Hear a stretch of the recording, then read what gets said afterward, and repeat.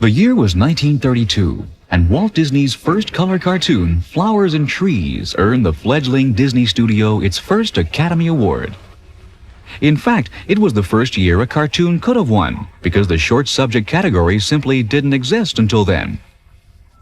According to popular industry legend, the creation of the Short Subject Award was a direct result of Disney's pioneering animation in his Mickey Mouse and Silly Symphony cartoons.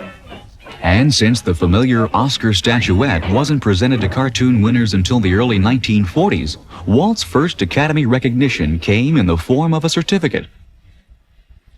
Disney titles then went on to capture the Short Subject Oscar in 9 of the next 10 years.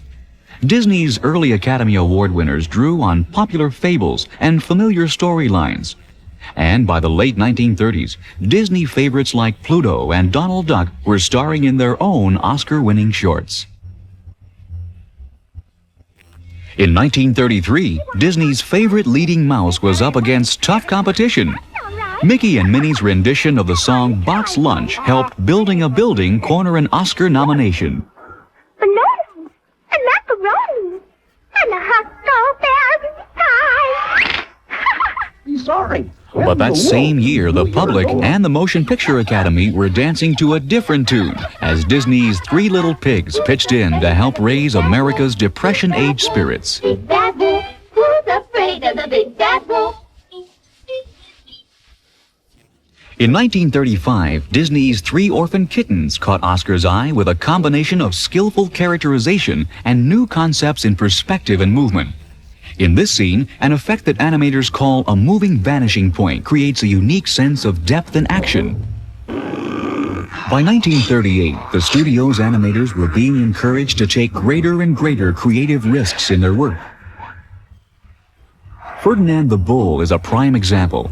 In one of the film industry's more outlandish inside jokes, we see caricatures of Disney animators Ham Lusk, Jack Campbell, Freddie Moore, and Art Babbitt entering the ring.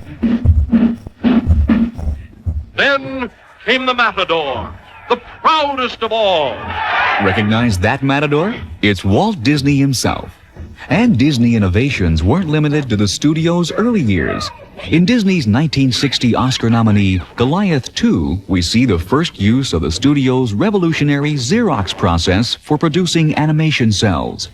This new technique, which soon came into widespread use, allowed cartoon makers to bypass the laborious hand inking of individual cells.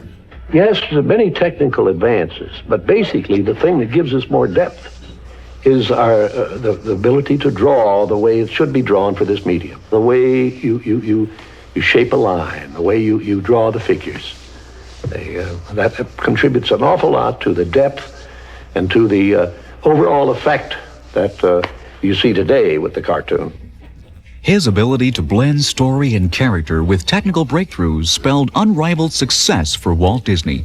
He would go on to win more Academy Awards than any other individual filmmaker. Through the years, the name Disney has meant winning entertainment from Walt and his unforgettable cast of supporting players.